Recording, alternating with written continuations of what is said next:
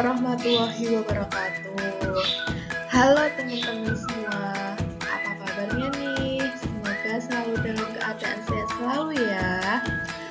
Pada kesempatan kali ini, saya akan menyampaikan materi presentasi tentang teknik audit investigatif, wawancara, dan interogasi. Sebelum presentasi dimulai, kita kenalan terlebih dahulu yuk. Perkenalkan, saya Aisyah Ida Pratiwi dari NIM 170552002.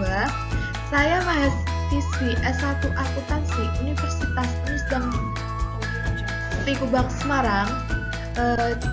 Di sini saya akan memaparkan presentasi yang telah saya buat guna memenuhi nilai tugas audit investigatif. Baik, kiranya perkenalan saya sudah cukup. Saya akan memulai presentasinya. Simak yuk teman-teman.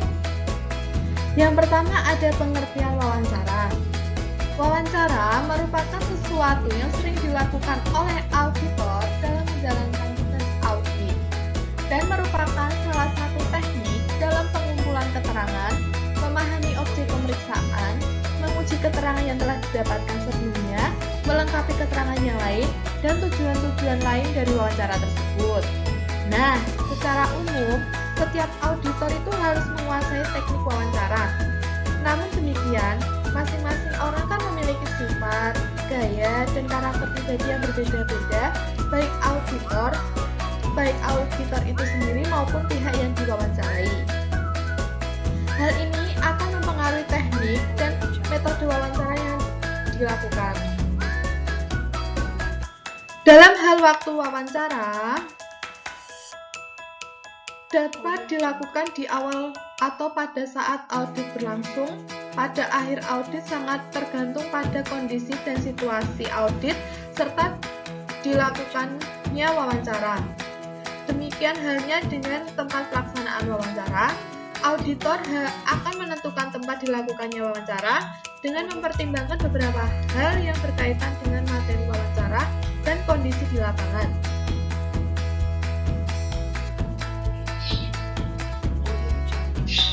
Teknik, waktu, dan tempat pelaksanaan wawancara maupun hal-hal lain yang dilakukan terkait dengan wawancara tidak menjadi masalah dan dapat berbeda antara satu dengan yang lainnya. Tetapi, yang terpenting adalah tujuan dan hasil dari wawancara yang dilakukan. Sebab antara tujuan yang satu dengan tujuan yang lainnya itu kan biasanya berbeda untuk mencapainya. Tentunya membutuhkan teknik, waktu, tempat, dan hal-hal lain yang berbeda pula. Nah, ada pun hal lain yang tidak kalah pentingnya dalam pelaksanaan wawancara sehubungan dengan audit yang dilakukan adalah bagaimana pendokumentasian hasil, bukti, dan inti maksud wawancara. Ini terkait dengan kertas kerja yang menjadi modal auditor, sekaligus juga menunjukkan kemampuan, kompetensi, dan keterampilan auditor dalam melaksanakan tugas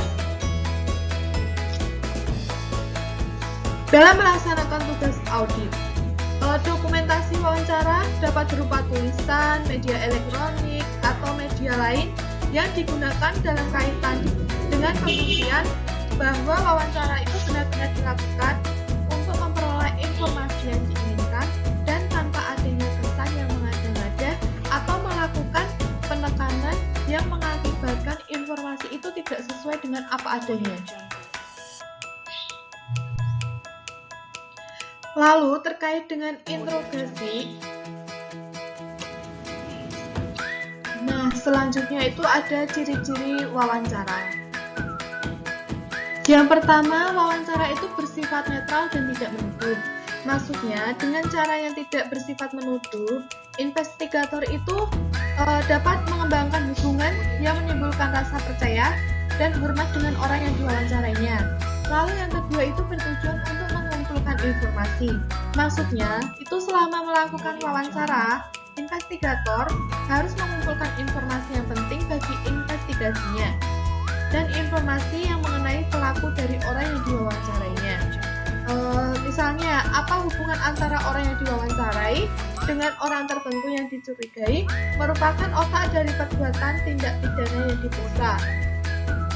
Contoh lainnya, keterangan mengenai perilaku orang yang diwawancarai ketika ia menjawab pertanyaan bagaimana ia duduk, kontak mata dengan yang diwawancarainya, ekspresi wajahnya, lalu cara memberikan tanggapan atau jawaban, lalu ada pilihan kata atau kalimat. Semua ini dapat memberi petunjuk apakah ia berkata jujur atau bohong. Nah, pada akhirnya pewawancara itu harus menilai kredibilitas dari tanggapan yang diberikan oleh orang yang diverwancarainya. Hal ini utamanya dilakukan melalui evaluasi sikap atau yang disebut dengan behavioral response selama wawancara, seiring dengan penilaian atas substansi informasi yang telah diberikan. Lalu yang ketiga itu, wawancara biasanya dilakukan pada saat awal investigasi. Nah, karena tujuan dari wawancara itu adalah mengumpulkan informasi, tentunya semakin banyak informasi yang diketahui pemeriksa sebelum melakukan wawancara dimulai, semakin baik. Wawancara itu terkadang terpaksa dilakukan meskipun pemeriksaan baru mempunyai gambaran kasar tentang bagaimana kemungkinan fraud itu dilaksanakan, atau bahkan sebelum pemeriksaan itu dapat mengidentifikasi bukti yang harus diperoleh. Lalu yang keempat itu, wawancara itu bisa dilakukan dalam berbagai lingkungan. Nah, itu yang dimaksud pemeriksa itu terkadang mempunyai peluang untuk menemui orang itu di kantornya atau dalam perjalanan, misalnya itu jalan kaki dari tempat makan siang atau ketemu di sudut jalan atau dalam mobil atau dan sebagainya. Memang idealnya wawancara meskipun semua informasi belum diperolehnya. Lalu yang kelima itu, wawancara bersifat cair dan tidak terstruktur. Itu maksudnya itu wawancara itu harus bersifat cair dan tidak terstruktur dan bisa melompat dari satu pokok ke pokok pembicaraan yang lain. Sebelum wawancara dimulai, pemeriksaan mempunyai gambaran mengenai informasi apa yang ingin dikumpulkannya. Namun, ia juga tidak boleh kaku. Secara kreatif, ia harus mengembangkan lagi pokok pertanyaan atas informasi yang diterimanya selama wawancara itu sedang berlangsung. Kemudian informasi baru itu mungkin tidak diduga atau diharapkan. Pemeriksa juga harus pandai membaca suasana, misalnya untuk memutuskan atau menghentikan wawancara meskipun semua informasi belum sepenuhnya diperoleh. Lalu yang keenam itu, mencari hasil wawancara dari awal sampai akhir. Itu maksudnya investigator itu harus membuat catatan mengenai wawancara formal atau yang disebut dengan formal interview. Maksud dari wawancara formal itu adalah wawancara yang dilakukan dalam lingkungan yang terkendali atau control information. Mencatat mempunyai beberapa kegunaan. Bukan saja ada pendokumentasian, tetapi mencatat juga menyebabkan investigator memperlambat proses bertanya. Investigator mengamati perilaku dari orang yang diwawancarainya. Pemeriksa juga perlu mengetahui bahwa seseorang lebih mudah mendorong kita pertanyaan ketika pertanyaan itu telah diajukan dengan kecepatan yang tinggi, seperti tembakan yang dilepas dari senapan yang otomatis. Mengatur tanya jawab yang diselingi masa hening yang panjang memberi peluang bagi yang diwawancarai untuk berpikir mengenai tanggapan yang bersifat menyesatkan atau yang disebut deceptive response. Nah, pada gilirannya, ia akan menyebabkan kecemasan yang terlibat dalam gejala tingkah laku itu menipu atau yang disebut dengan behavior symptom of deception. Juga kalau yang diwawancarai adalah orang yang tidak bersalah, ia akan bingung menghadapi pertanyaan yang diajukan dengan kecepatan yang tinggi. Catat hasil wawancara dari awal sampai akhir dan jangan sporadik atau kadang dicatat atau kadang tidak, itu tidak boleh. Karena mencatat secara sporadik memberikan kesan kepada yang diwawancarai bahwa jawaban tertentu penting sehingga dicatat oleh investigator. Ketika ditanyakan pertanyaan lain yang terkait dengan jawaban yang dicatat, ia akan menjadi ekstra hati-hati. Mencatat secara sporadis akan menghambat arus informasi selama wawancara. Lalu materi yang selanjutnya itu ada 3 tingkat dalam wawancara. Nah, 3 tingkat dalam wawancara itu digunakan untuk komunikasi dalam wawancara. Nah, yang pertama itu ada verbal channel. Verbal channel adalah ucapan atau perkataan yang keluar dari mulut orang yang diwawancarai. Pilihan kata dan susunan kata-kata yang dipergunakan untuk mengirimkan pesan. Nah, dalam metode ini dinyatakan bahwa orang yang berbohong akan cemas karena takut kebohongannya itu terbongkar, atau yang disebut dengan verbal behavior. Lalu yang kedua itu ada paralinguistic channel, yaitu ciri-ciri percakapan di luar apa yang diucapkan oleh orang yang diwawancarai.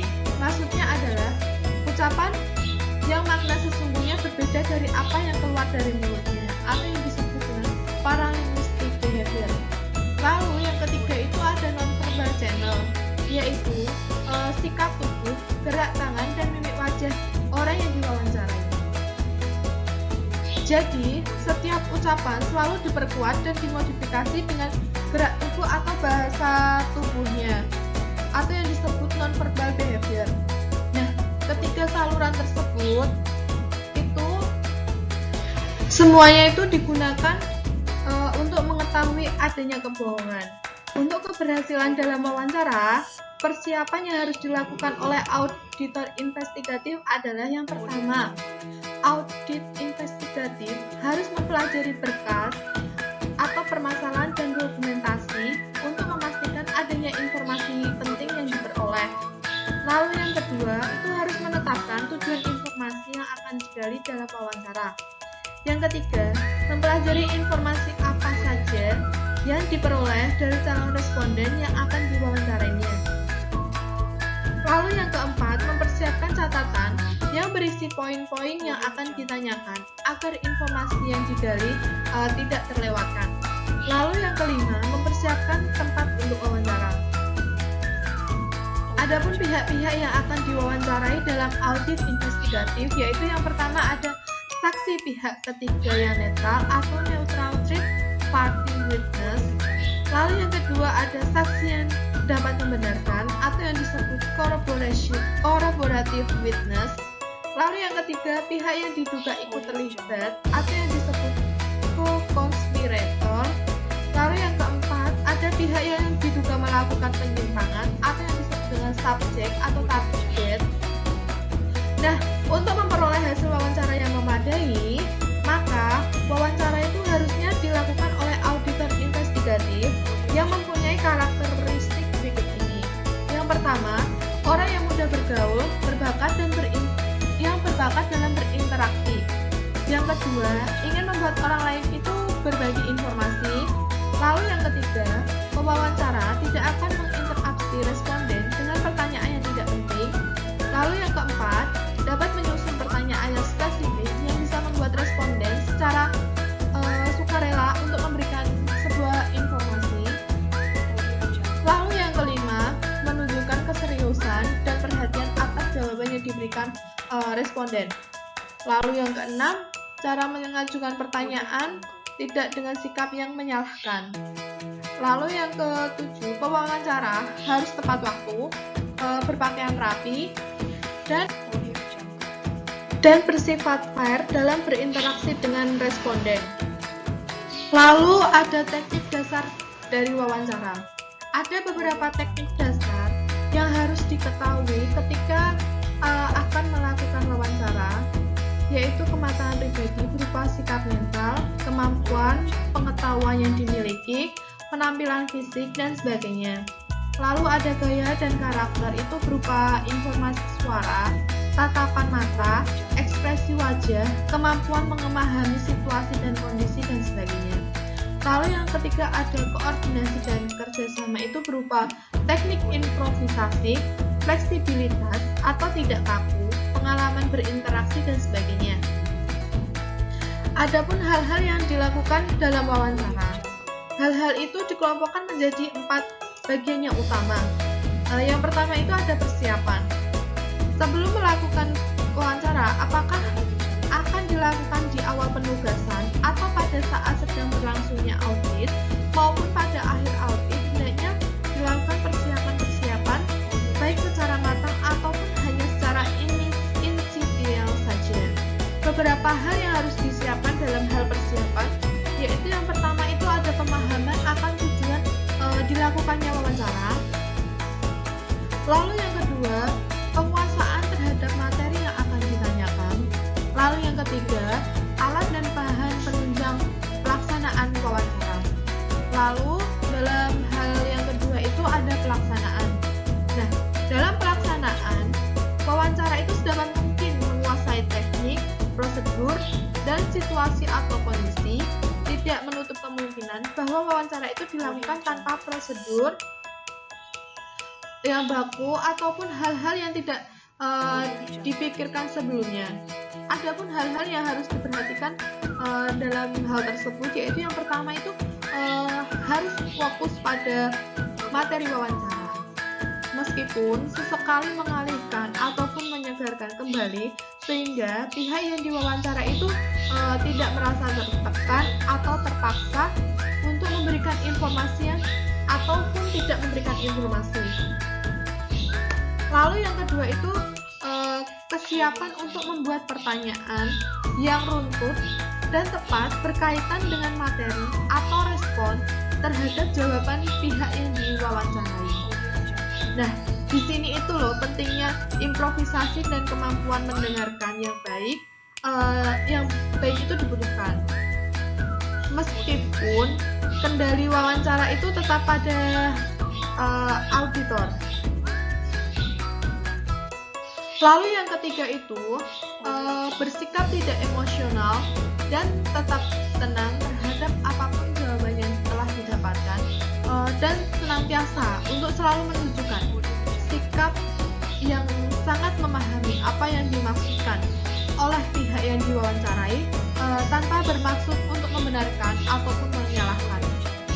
Yang terpenting itu adalah mendapatkan informasi atau jawaban yang sesungguhnya tanpa adanya rekayasa atau dibuat-buat. Lalu yang keempat itu harus mampu memahami psikologis pihak yang diwawancarai secara sekilas dan cepat untuk menentukan teknik yang dipakai dan pertanyaan yang akan diajukan. Nah, di samping itu senantiasa untuk mengantisipasi kejadian ataupun sikap dan perilaku yang tidak diduga sebelumnya dan mampu untuk mengambil sebuah keputusan yang cepat terkait dengan kelanjutan wawancara. Lalu hal lainnya adalah ada dokumentasi. Nah, pendokumentasian hasil dari wawancara itu merupakan sebuah kunci dan merupakan sesuatu yang sangat berharga untuk mengungkapkan sebuah informasi yang telah didapatkan. Demikian dengan halnya analisis terhadap kemungkinan-kemungkinan yang akan digunakannya, dokumentasi atau bukti wawancara tersebut itu sebagai bahan pembuktian suatu permasalahan yang akan diungkapkan. Adapun beberapa hal yang senantiasa diperhatikan dalam hal pendokumentasian, yaitu yang pertama, bukti wawancara harus asli dan tidak direkayasa ataupun dimanipulasi. bila perlu pencantuman tanda tangan dari pemberi informasi harus diverifikasi sesuai dengan kartu identitasnya. Lalu yang kedua, bila menggunakan media elektronik berupa rekaman suara atau gambar, sedapat mungkin harus mencantumkan tanggal wawancara, dan untuk pengambilan gambar, lokasi sekitar wawancara itu dimuat dan tidak hanya wajah dari pemberi informasi saja. Lalu yang ketiga, fisik dari dokumentasi hasil wawancara itu harus disimpan di tempat yang aman untuk menghindari kehilangan atau berubahnya wujud dari dokumentasi tersebut. Yang terakhir itu ada analisis atau simpulan dan interpretasi dari hasil wawancara.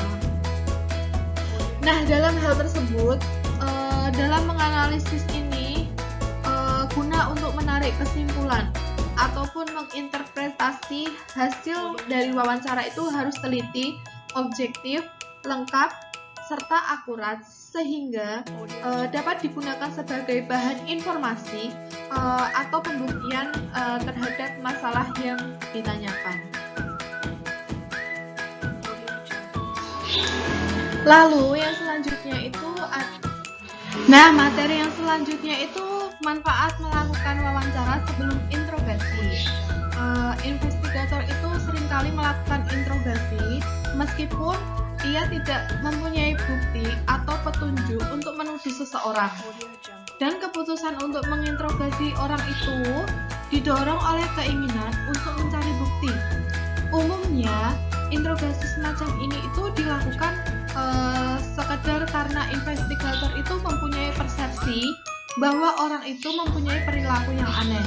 Padahal, untuk menentukan seseorang berperilaku aneh, wawancara itu yang bersifat tidak menuduh merupakan sarana yang lebih baik dari interogasi.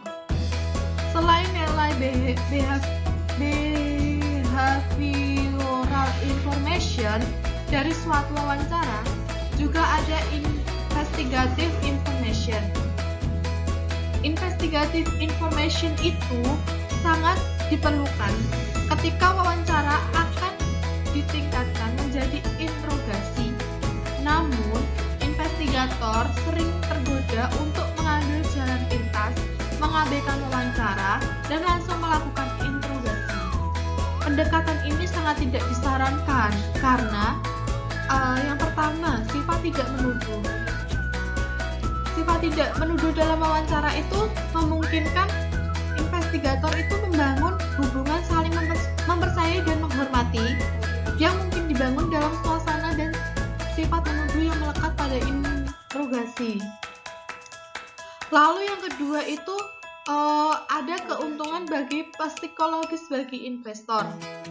Ketika ia melakukan wawancara sebelum interogasi, agar interogasi itu berhasil, tertuduh harus mempercayai investigator bahwa ia objektif atau tidak memihak dan jujur. Ini akan lebih mudah dicapai apabila investigator itu menawarkan kesempatan kepada tertuduh untuk menceritakan yang sebenarnya melalui wawancara. Lalu, yang ketiga itu ada mengorek keterangan penting. Jadi selama wawancara, investigator itu seringkali mengorek keterangan penting mengenai tertuduh yang sangat berharga sewaktu melaksanakan interogasi. Lalu yang terakhir itu tidak ada jaminan tertuduh akan mengaku bersalah dalam proses interogasi. Padahal kalau ia diwawancarai terlebih dahulu dan memberikan keterangan palsu selama wawancara, investigator itu dapat menggunakan keterangan dari hasil interogasi yang mengungkapkan kebohongannya.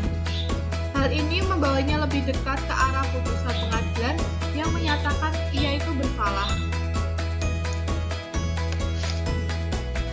Lalu ada wawancara itu yang pertama untuk menguasai semua fakta. Yang kedua, dimulai dari yang diduga paling kecil jadi pelaku, whistleblower dan otaknya. Yang ketiga, jika korbannya banyak, dimulai dari korban. Yang keempat, jangan abaikan bukti petunjuk. Lalu yang kelima, jika orang pertama yang mewawancarai kasar, orang kedua meminta maaf dan menenangkan orang yang diwawancarai. Lalu yang keenam, pertimbangkan keletihan fisik dan psikologis dari investigator.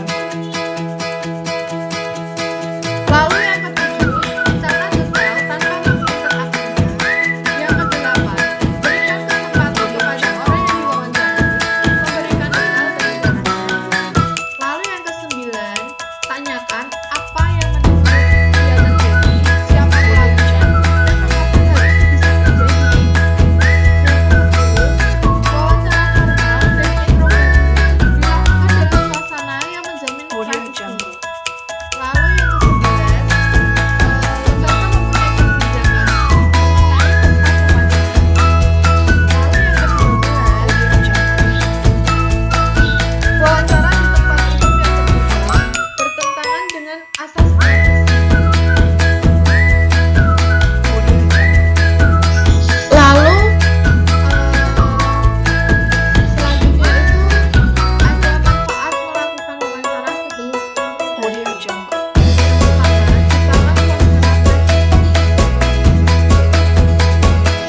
Lalu yang kedua, pintu harus tidak terkunci dan tidak ada penghalang. Yang ketiga, hilangkan segala sesuatu yang diinginkan. Yang keempat, penerangan harus cukup dan tidak menyilaukan. Lalu ada sisa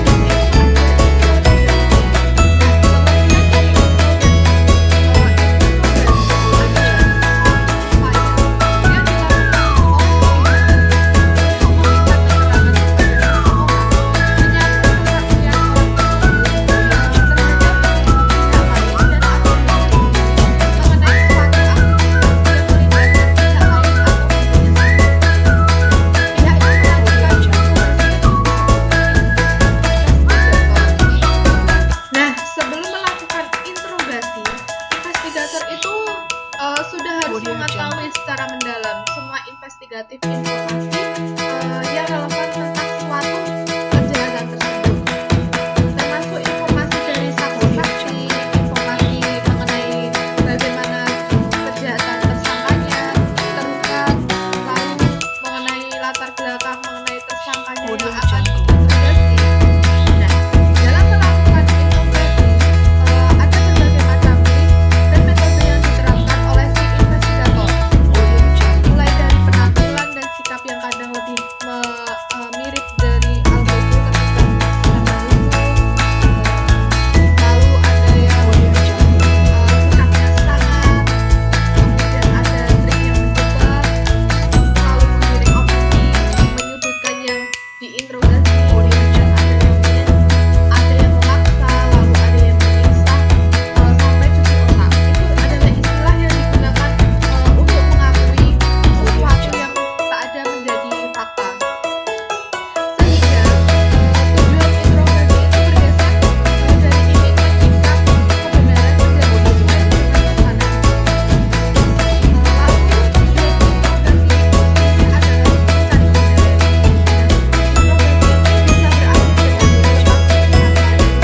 tersangkaan apabila dia memang tidak bersalah. Lalu dari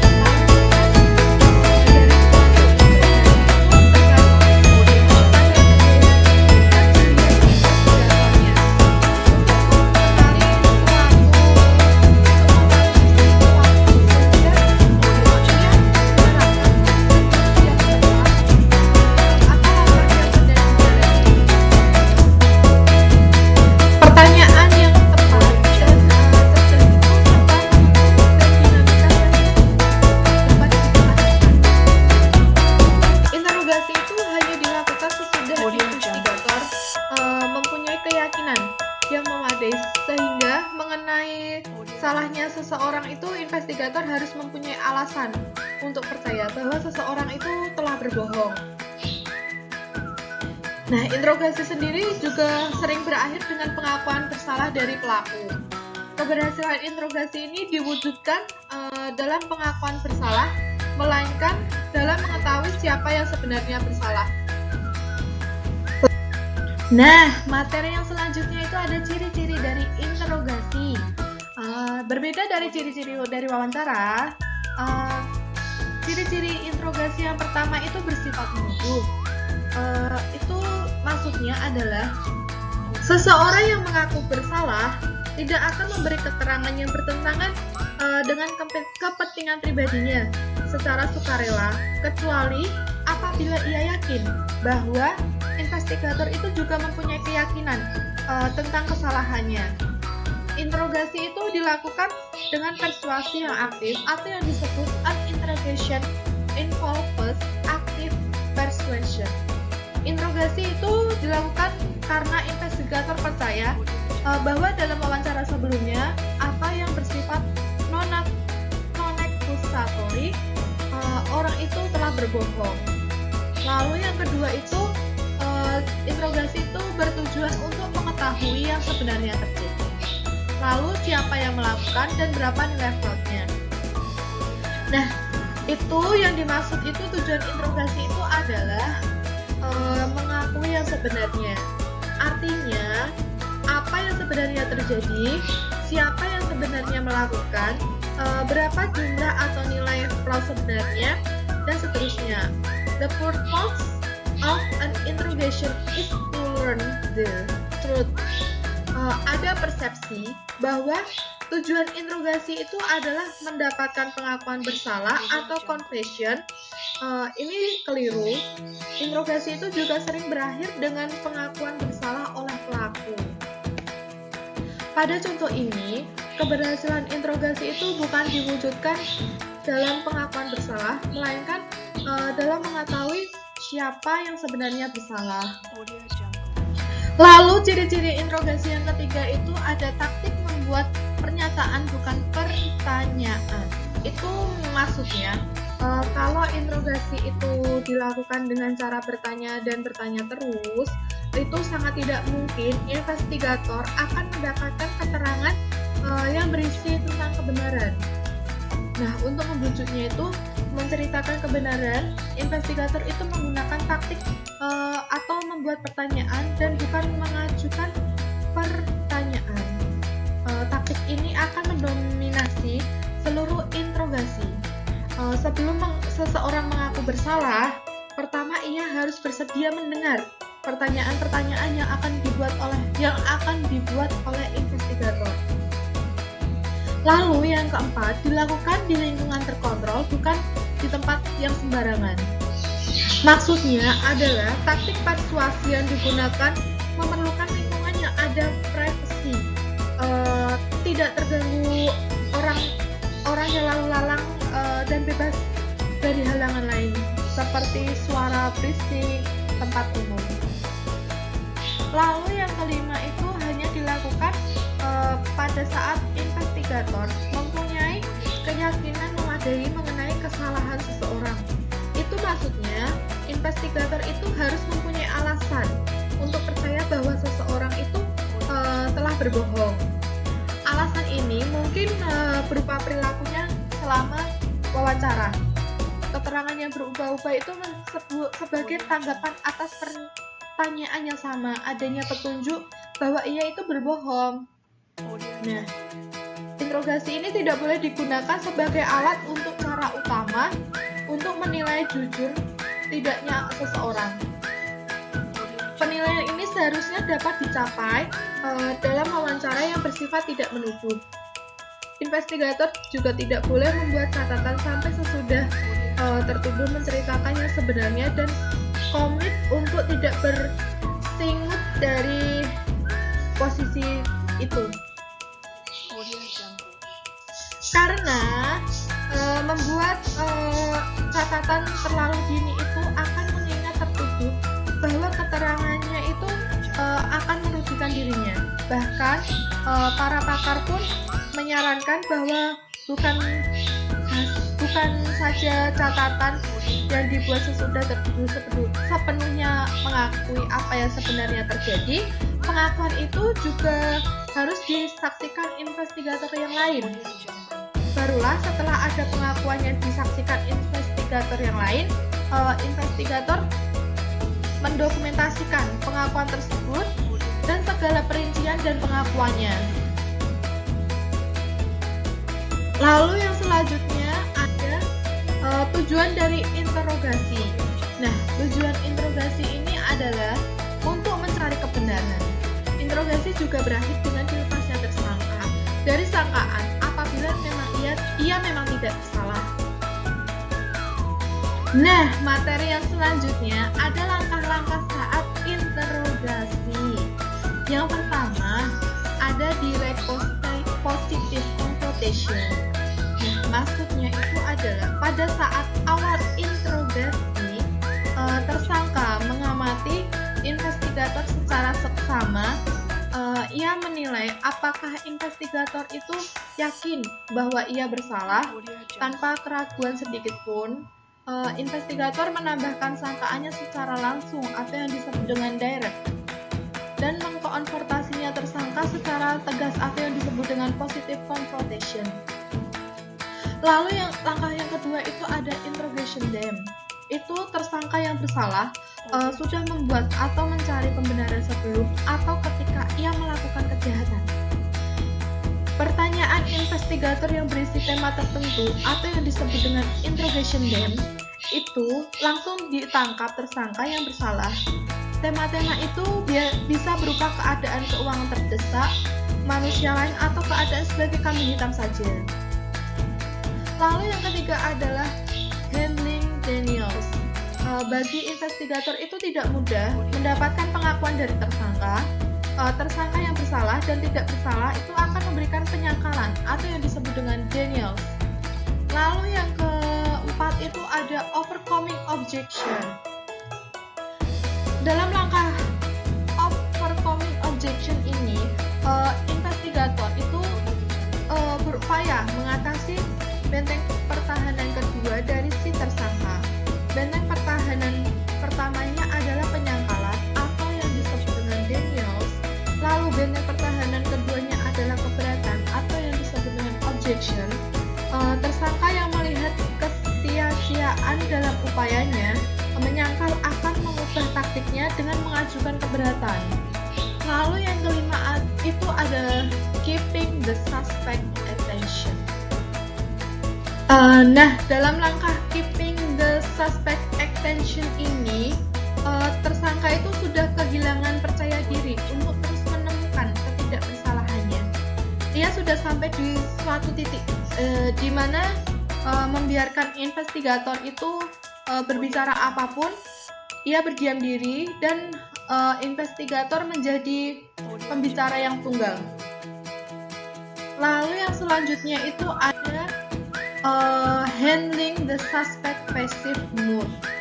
Itu pada tahap ini tersangka telah menyadari bahwa kebohongannya itu tidak menghasilkan keinginannya tadi.